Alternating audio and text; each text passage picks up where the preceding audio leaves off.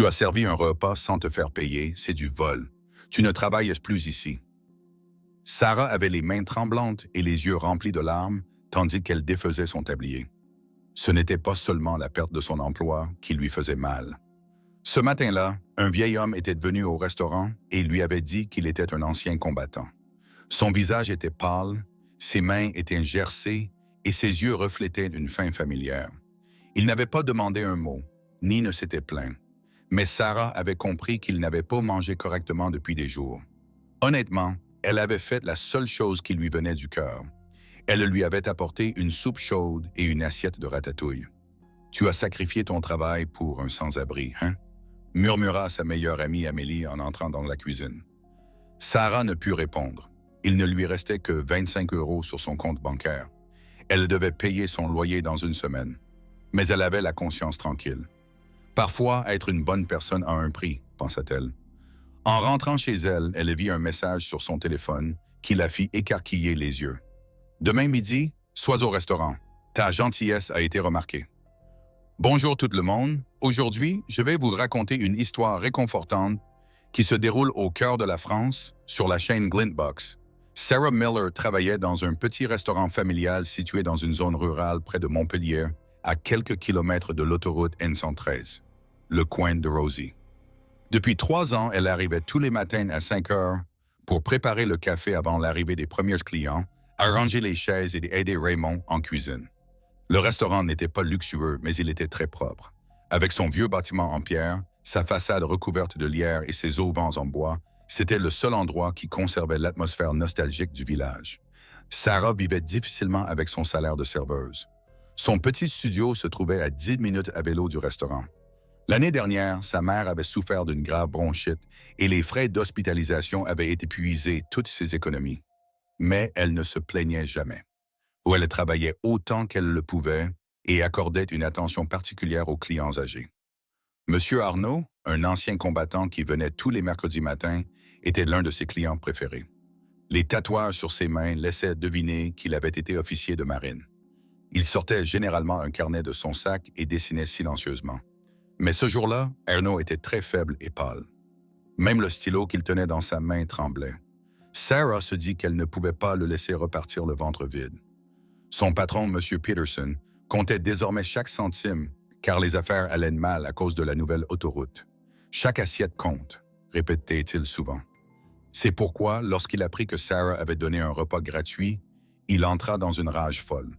La voix de M. Peterson résonna dans le restaurant et les clients baissèrent la tête en silence. Sarah avait perdu son emploi, mais pas son honneur. En rentrant chez elle ce soir-là, l'estomac vide, elle repensa à la gentillesse dont elle avait fait preuve envers une personne affamée. Elle avait les larmes aux yeux, mais le cœur léger. Elle relut le message sur son téléphone. « Sois ici demain midi. Ta gentillesse ne se résume pas à un simple repas. » Pendant sa pause, Sarah s'assit sur une chaise près de la fenêtre et et buvant une gorgée de café, ses yeux se posèrent à nouveau sur cette silhouette familière. Vêtu d'une veste kaki usée et ornée de plusieurs insignes militaires rouillés, le vieil homme était assis sur le banc en pierre de l'autre côté de la rue depuis près d'une semaine. Son visage était dur, mais marqué par le temps, les épaules voûtées, le regard fatigué. Dans le froid vif du matin, ses mains fines et tremblantes essayaient de fermer la fermeture éclair de sa veste. « Qui est-ce que Tom? Il traîne toujours ici, tu l'as remarqué ?» demanda Denise, une serveuse qui venait de commencer. « Je crois que c'est un vétéran du Vietnam, » répondit Sarah. « Il s'appelle Tom. Il attend un document du bureau des anciens combattants de Béziers. Quelque chose qui l'aidera à s'installer là-bas. » La voix de Sarah s'éteignit. Il y avait quelque chose chez cet homme. C'était comme si le monde l'avait oublié. Comme si le temps n'avait pas eu le même effet sur lui que sur les autres. Une fois le service du petit déjeuner terminé, Sarah ne retourna pas immédiatement en cuisine pour agir. Elle regarda par la fenêtre. Tom était toujours là. Il était toujours assis. Et il n'avait pas mangé. De plus, le vent sec venant des Pyrénées avait rendu l'air encore plus froid. Une omelette et une assiette de pain grillé qu'un client mécontent avait renvoyé étaient posées sur le comptoir. Le repas était encore chaud. Il était tout à fait mangeable. Mais M. Peterson avait une règle stricte. Pas de repas gratuit, les restes vont à la poubelle. Sarah ne put réprimer ce qu'elle ressentait. En regardant le dos voûté de Tom, elle sentit son cœur se serrer. Un homme qui avait connu la guerre, qui s'était sacrifié pour son pays, était-il désormais moins que des déchets?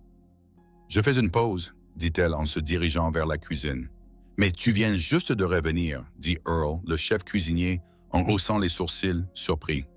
Sarah ne répondit pas. Elle prit quelques serviettes en papier et enveloppa soigneusement l'assiette. Elle enfila son épais manteau et sortit. Tom était toujours assis sur le même banc. Il était presque immobile sur la pierre dure.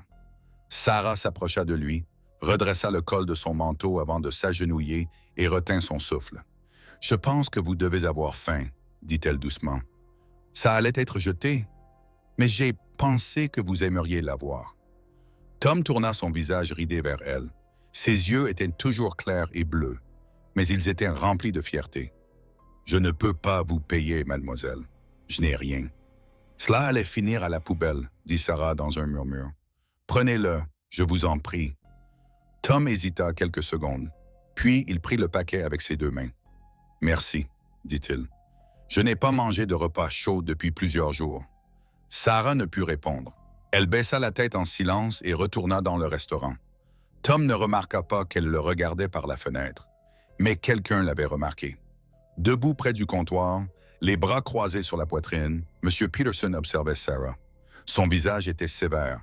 En voyant son attitude silencieuse mais oppressante, Sarah sentit son cœur se glacer. « Viens dans mon bureau. » Sa voix était froide et claire. Sarah ne dit rien. Elle baissa légèrement les épaules et le suivit jusqu'au petit bureau sombre et exigu situé à l'arrière du restaurant. Son cœur battait à tout rompre. Ses doigts étaient glacés. Elle savait que tout était fini, mais elle ne regrettait rien. Lorsqu'elle s'assit à l'autre bout du bureau, Sarah sentit son estomac se nouer.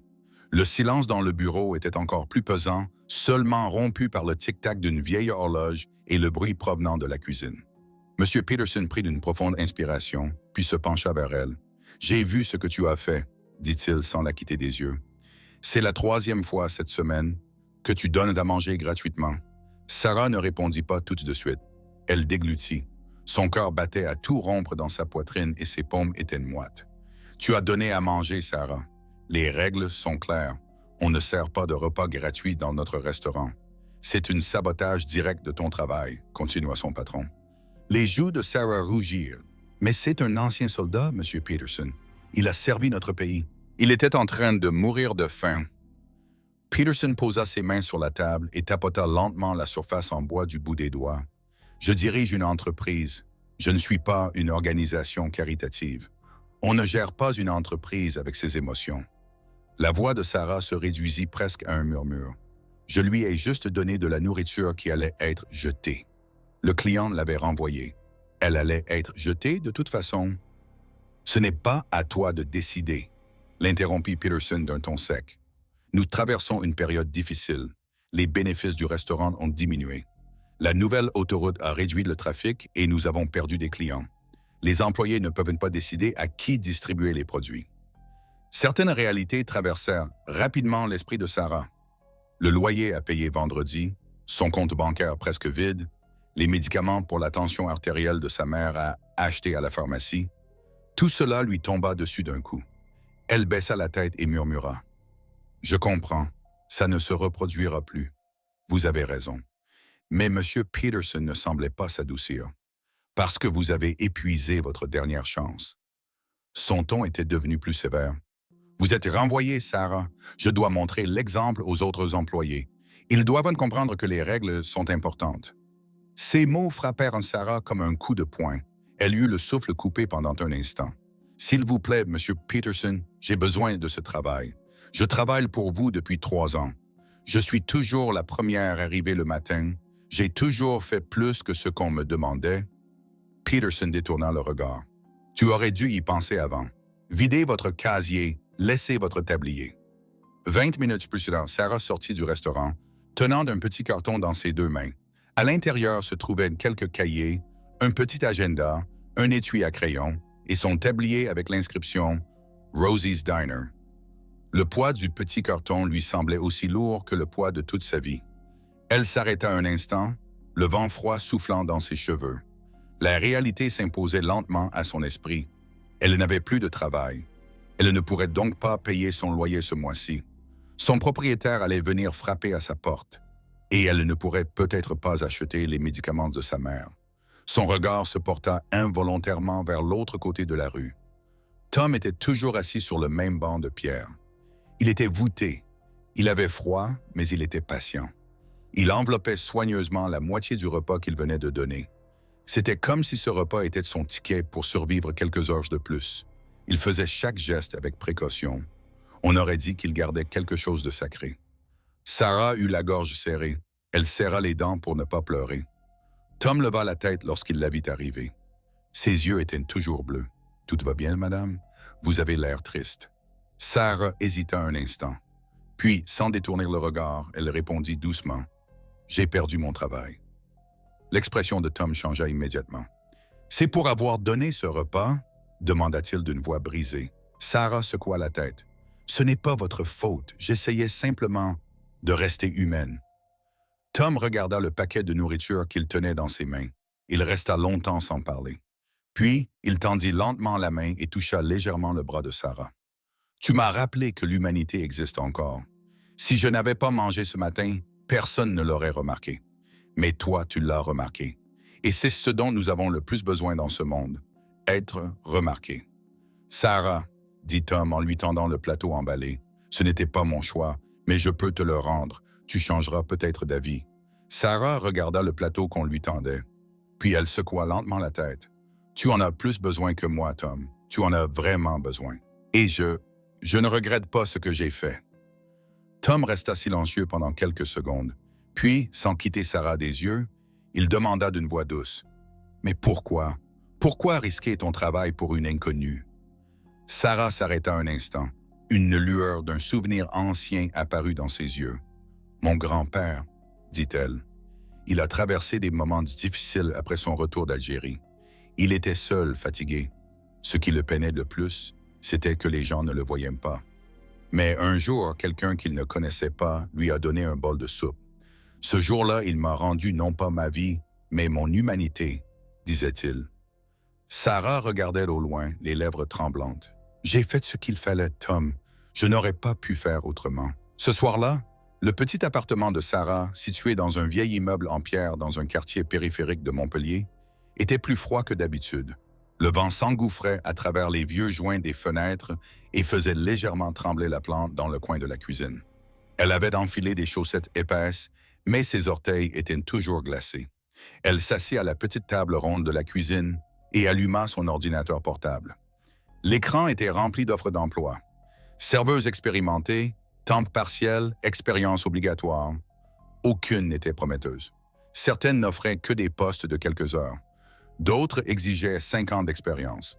Or, Sarah n'avait pas seulement un loyer à payer, elle devait aussi acheter des médicaments pour sa mère. Soudain, le téléphone sonna. L'écran affichait « Maman ». Sarah prit une profonde inspiration et répondit. « Allô, maman? Ma chérie, comment s'est passée ta journée? » Sarah répondit après une courte pause. Sa voix était calme mais fragile. « En fait, j'ai perdu mon travail. » Il y eut quelques secondes de silence à l'autre bout du fil. « Que s'est-il passé, Sarah? » « J'ai donné à manger à quelqu'un. J'ai enfreint une règle. Mais il avait faim et il avait froid. Ce n'était qu'un plat qui allait être jeté. Monsieur Peterson ne l'a pas accepté. » Sa mère resta silencieuse pendant un long moment. Puis elle murmura d'une voix fatiguée mais profonde. « Tu es exactement comme ton père. Il ne pouvait jamais refuser d'aider quelqu'un dans le besoin. Les choses ne se sont pas très bien passées pour lui, mais il avait toujours la conscience tranquille. » Sarah essaya de retenir ses larmes. Elle posa son téléphone sur la table. Elle se retourna vers son ordinateur portable. Elle vérifia son compte bancaire. 264 €. Son loyer était de 480 €. « Comment vais-je payer ça? » murmura-t-elle. La voix de sa mère résonnait encore dans ses oreilles. « Tu trouveras un moyen. Les gens bien trouvent toujours une solution. » Après avoir raccroché, elle se rendit dans la cuisine et se prépara une tasse de tisane à la camomille. La vapeur lui caressa le visage et elle tenta de se ressaisir. Elle pouvait demander un délai supplémentaire à son propriétaire pour payer le loyer. Elle pourrait peut-être trouver quelques petits boulots de ménage. Elle pourrait même vendre certains de ses livres ou bijoux en ligne. Mais quoi qu'elle fasse, elle allait devoir lutter contre le temps. À ce moment-là, son téléphone vibra à nouveau. Un numéro inconnu. Sarah regarda l'écran. Le nouveau message disait « Nous avons remarqué votre gentillesse aujourd'hui. Soyez au restaurant demain à midi. » Ses yeux se figèrent sur le message. Qui était-ce? Ça ne pouvait pas être M. Peterson. Mais un espoir commença à l'envahir. Le poids sur son cœur s'allégea légèrement. « C'est donc vous, Sarah Miller », dit l'homme d'une voix grave et officielle. Sarah parvint à peine à hocher la tête. Son cœur battait si fort qu'elle pouvait entendre les battements dans ses oreilles. « Je m'appelle Michael Reeves, je suis le chef de cabinet du gouverneur Pierre Wilson. Nous aimerions vous parler. » Sarah fronça les sourcils. « Le gouverneur? Il doit y avoir une erreur. »« Non, il n'y a aucune erreur, » dit Michael, le regard sincère mais déterminé. « Le gouverneur Wilson souhaite vous rencontrer en personne, et oui, il est en route. » Sarah plissa les yeux et regarda autour d'elle. Des caméras cachées, quelqu'un qui lui faisait une blague, un programme mystérieux. Mais non, il n'y avait rien. Tout était réel. Mais pourquoi? Un léger sourire apparut sur le visage de Michael. À cause de ce qui s'est passé hier devant le restaurant. En particulier parce que vous n'avez pas laissé un ancien combattant mourir de faim. À ce moment-là, 3 SUV noirs approchèrent du parking du restaurant dans un nuage de poussière et s'arrêtèrent lentement. Les portes s'ouvrirent une à une. Des gardes en costume sombre ont commencé à inspecter les environs à grands pas. Quelques clients ont sorti leur téléphone portable pour filmer, tandis que d'autres se pressaient contre les vitres. L'intérieur du restaurant était plongé dans le silence. Tout le monde retenait son souffle en observant la scène. Le regard de Sarah s'est fixé sur un homme grand, vêtu d'un costume bleu foncé, qui descendait du véhicule du milieu. Il avait les cheveux légèrement grisonnants et le visage déterminé, mais l'expression douce. Il était accompagné de 2 conseillers. Les gardes fermèrent la porte et l'homme se dirigea directement vers Sarah. « Sarah Miller? »« Oui. » L'homme lui tendit la main. « Je suis le gouverneur Pierre Wilson. Je tenais à vous remercier personnellement au nom de la région Provence. » Sarah serra la main de l'homme, stupéfaite. « Je ne comprends pas. Pourquoi êtes-vous vraiment ici? » Le gouverneur prit une profonde inspiration. « Hier, mon assistant a reçu un appel. Un ancien combattant âgé qui s'appelait Tom. Il avait l'air blessé, mais ses mots étaient chaleureux. Il a dit que vous, une étrangère, l'aviez fait se sentir comme un être humain. Il a également expliqué que cela vous avait coûté votre emploi. » Sarah baissa les yeux. Elle écoutait dans silence. « Depuis des années, nous préparons des projets de loi pour nos anciens combattants. Nous mettons en place des fonds d'aide, » poursuivit le gouverneur. « Mais souvent, le simple fait de les traiter comme des êtres humains est bien plus efficace que la loi. Et hier, vous ne lui avez pas seulement offert un repas, vous lui avez donné une leçon de justice. » Sarah avait les larmes aux yeux. Son visage était rouge. « J'ai juste fait ce qu'il fallait. » Le gouverneur hocha la tête. « Et c'est pourquoi vous ne devriez plus être sans emploi. Aujourd'hui, je viens de vous faire 2 propositions au nom de la Fondation d'aide sociale de Provence. » Sarah retint son souffle. « La première, dit le préfet, est un poste de directrice adjointe dans un nouveau restaurant communautaire soutenu par la préfecture. La seconde est un poste de coordinatrice bénévole pour des projets de responsabilité sociale. À vous de choisir. » Sarah resta figée pendant un instant. Ses yeux se rempliront de larmes. Le seul mot qui sortit de sa bouche fut « Vraiment ?» Le préfet sourit. « Bien sûr, les gens bien doivent être récompensés, et vous le méritez. » Le préfet lui serra une nouvelle fois la main avant de se diriger vers les voitures. Les clients applaudissaient à travers les vitres et certaines personnes dans le restaurant se mirent à applaudir. Sarah était toujours clouée sur place. À ce moment-là, elle comprit qu'elle était à un tournant de sa vie. Le petit geste qu'elle avait fait boule de neige et lui revenait maintenant. Cette révolte silencieuse qui avait commencé avec un plat était maintenant devenue une chance de changer de vie. Et à cet instant, une seule phrase lui vint à l'esprit. Être bon est parfois très lent à porter ses fruits, mais un jour, cela ouvre toutes les portes. Sarah avait les yeux écarquillés. Elle reconnaissait le visage du gouverneur Pierre Wilson, qu'elle avait vu sur les affiches électorales et dans les journaux télévisés. Mais lorsqu'elle aperçut l'homme qui marchait derrière lui, son corps se glaça. Tom. Mais il n'avait plus rien de l'homme qu'elle avait connu dans la rue. Il portait un costume bleu foncé bien coupé. Ses cheveux étaient peignés, ses chaussures cirées. Il ne marchait plus voûté, mais tenait les épaules droites. Il n'avait plus l'air d'un bureaucrate, mais d'un homme honorable. Il désigna Sarah du doigt. « C'est elle, dit-il en se tournant vers le shérif. C'est de l'Ephraim dont je vous ai parlé. » Sarah avait la bouche sèche. Alors qu'elle essayait de comprendre ce qui se passait, le gouverneur et Tom s'approchèrent d'elle. Le gouverneur Wilson lui tendit la main. « Mademoiselle Sarah Miller, » dit-il gentiment. « Je suis Pierre Wilson. Je pense que vous avez rencontré mon père, Thomas Wilson. » Sarah serra automatiquement la main du gouverneur, stupéfaite. Puis elle tourna les yeux vers Tom. « Alors, vous, c'était votre père? » Tom hocha la tête, une lueur d'embarras dans les yeux. « Je te dois une explication, Sarah. Je ne suis pas vraiment sans domicile fixe. » Sarah regarda tour à tour les deux hommes. La foule était silencieuse. Tout le monde dans le restaurant pouvait entendre. Le gouverneur poursuivit. « Oui, mon père est un vétéran du Vietnam. C'est vrai. Et il est actuellement sous ma supervision, à la tête d'un programme d'aide sociale destiné aux vétérans dans la région de Provence. » Tom parla sans détourner le regard. « Depuis un mois, je visite des restaurants, des bistrots et des cafés dans différentes villes. Je m'habille comme un vétéran sans domicile fixe.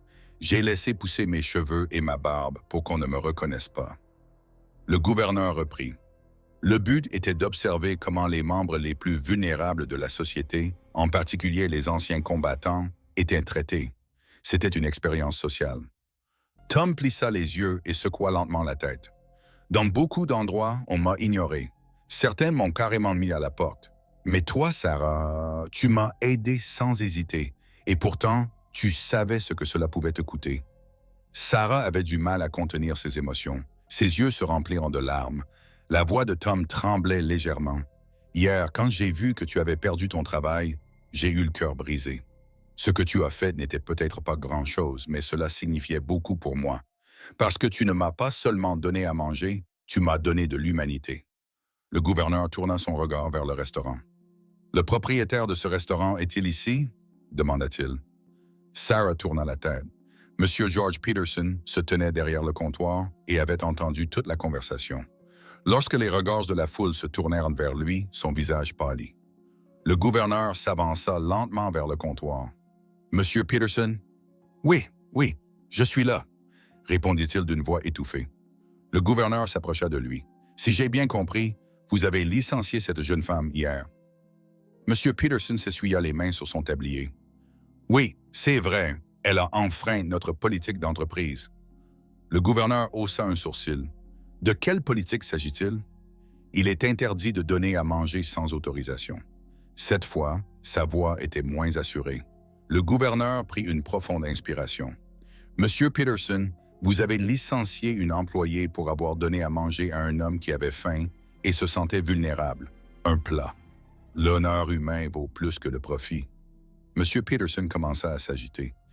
« Pour que mon restaurant survive, les règles. » Le gouverneur leva la main. « Les règles ne doivent pas remplacer nos valeurs. » Puis il se retourna, les yeux tournés vers la foule. « Aujourd'hui, ce n'est pas seulement un restaurant qui a été mis à l'épreuve, mais le cœur même de notre communauté. » Et une femme a gagné, silencieusement mais dignement. Les yeux de Sarah étaient remplis de larmes. La salle résonnait d'applaudissements. Les clients se levaient. Certains essuyèrent leurs larmes. Plusieurs personnes s'étaient même appuyées contre la vitrine du restaurant pour observer ce qui se passait. Tom fit un pas en avant. « Sarah, je peux te faire réintégrer ton poste. Mais si tu le souhaites, je voudrais que tu travailles avec moi sur le nouveau projet Les Tables solidaires. Nous allons fournir des repas gratuits aux personnes dans le besoin dans toute la Provence. Je voudrais que tu diriges les bénévoles. » Sarah eut la gorge serrée. Son cœur battait à tout rompre. Le seul mot qui sortit de sa bouche fut « Oui ». Tom s'avança. Devant tout le monde, il parla haut et fort, avec fierté. Il m'a donné à manger. Il a simplement vu que j'avais faim. Il n'a pas regardé mes vêtements usés. Il ne pouvait pas supporter qu'un ancien combattant ait faim. et il m'a donné la nourriture qui allait être jetée. Le silence qui régnait dans le restaurant était semblable à celui d'une église. Monsieur Peterson s'éclaircit la gorge, la voix tremblante. Je ne savais pas qui vous étiez, monsieur. Le gouverneur Wilson se retourna et le regarda droit dans les yeux. C'est justement ça. Elle ne savait pas non plus. Elle a juste vu quelqu'un dans le besoin. Il a pensé que c'était une raison suffisante pour être humain. Sarah leva lentement les yeux. Dans le restaurant où elle travaillait depuis des années, elle assistait à une scène surréaliste, comme dans un film. Les clients et les employés étaient silencieux, mais tous les regards étaient braqués sur elle. Le gouverneur se tourna vers elle avec une expression douce. « Madame Miller, je voudrais vous proposer un emploi dans le cadre de notre initiative de soutien aux nouveaux vétérans. » Les yeux de Sarah s'écarquillèrent. « Nous avons besoin de personnes sincères et compatissantes qui connaissent le vrai sens du service communautaire. » Sarah déglutit. « Un emploi? Quel genre d'emploi? » « La coordination de notre programme d'aide alimentaire à l'échelle de l'État. Nous allons mettre en place un réseau de soutien pour les anciens combattants dans le besoin. Collaboration avec des restaurants, contact avec des organisations bénévoles, gestion des relations avec les médias. Le salaire est de 2 000 € par an. Tous les avantages sociaux sont inclus. Les genoux de Sarah tremblèrent légèrement. C'était plus du double de ce qu'elle gagnait au Rosie's Diner. Je n'ai jamais travaillé dans ce genre de poste, dit-elle honnêtement. Tom sourit. C'est justement pour cela que nous avons besoin de vous, parce que vous voyez les gens comme des êtres humains, pas comme des problèmes.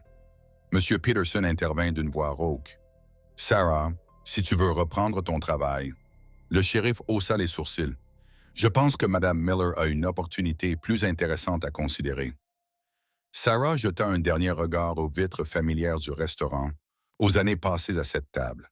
Puis elle se tourna vers le shérif et Tom. « Puis-je prendre un peu de temps pour réfléchir? »« Bien sûr, » répondit le gouverneur. Michael sortit une carte de visite de sa poche et la tendit à Sarah. Alors que le gouverneur se dirigeait vers l'intérieur pour parler aux clients, Tom resta un peu en retrait. « Sarah, pouvons-nous parler en privé? » dit-il à voix basse. Ils sortirent. Une légère brise soufflait dans leurs cheveux. Tom la regarda dans les yeux et lui dit doucement « Je suis désolé de t'avoir trompé, mais je veux te remercier. Le mois dernier, je suis allé dans 17 endroits. Une seule personne m'a aidé sans hésiter. Toi. » Sarah bassa la tête. « J'ai juste fait ce que tout le monde aurait fait. » Mais le problème, Sarah, c'est que tout le monde ne le fait pas. La plupart des gens ne le font pas. Tom fit un pas vers elle et posa sa main sur l'épaule de Sarah. « L'offre d'emploi est sérieuse. Ce n'est pas de la charité. Nous avons besoin de personnes comme toi. Tu as initié le changement. » Ce soir-là, Sarah était assise dans son petit appartement et parlait au téléphone avec sa mère. Elle tenait dans ses mains la lettre officielle sur laquelle était écrit « Région Provence, nomination officielle ». « Maman, je n'arrive toujours pas à y croire. » La voix de sa mère était douce et fière. « Ma fille va travailler au bureau du préfet. Tu commences lundi. » Sarah regarda la lettre une nouvelle fois. « Tu crois que papa serait fier? » « Le monde devrait être ainsi. Le bien est toujours récompensé par le bien, disait-il. Tu te souviens? 3 mois plus tard, Sarah, aux côtés du gouverneur Wilson, monta sur une estrade installée pour l'occasion. Derrière elle, une immense banderole affichait le slogan suivant « Les tables solidaires, des tables d'espoir et d'honneur pour les anciens combattants. » Premier lieu officiel, Rosie's Diner. M. Peterson accueillait les invités avec une expression humble. Il avait participé au programme du gouverneur et avait transformé son restaurant en un lieu pilote offrant des repas gratuits aux anciens combattants bénéficiant d'une aide de l'État. Sarah regardait les rires, le bruit des assiettes et l'agitation des bénévoles de l'intérieur. Elle était autrefois une jeune femme qui n'avait que 27 € en poche. Aujourd'hui, elle était l'espoir de centaines de personnes. Tom s'approcha d'elle et lui murmura « Tu as déjà fait un travail formidable. 23 restaurants ont déjà rejoint le programme. » Sarah sourit. « J'ai le sentiment d'avoir fait le bon choix. » Tom hocha la tête. « C'est ce sentiment qui te le dit. Aider les autres, c'est aussi se sentir mieux soi-même. » Sarah se souvint de ce matin glacial, de cette petite décision courageuse. Le jour où elle avait aidé un homme affamé sans rien attendre en retour. Et elle avait compris que, parfois, Ce sont les plus petits choix qui révèlent notre véritable caractère. Et parfois, ces petits choix changent le monde. Si vous avez aimé cette histoire, n'hésitez pas à cliquer sur j'aime. Abonnez-vous à Glintbox pour découvrir d'autres histoires inspirantes. Cette histoire vous a-t-elle touché? Écrivez un mot dans les commentaires. Espoir, honneur, changement.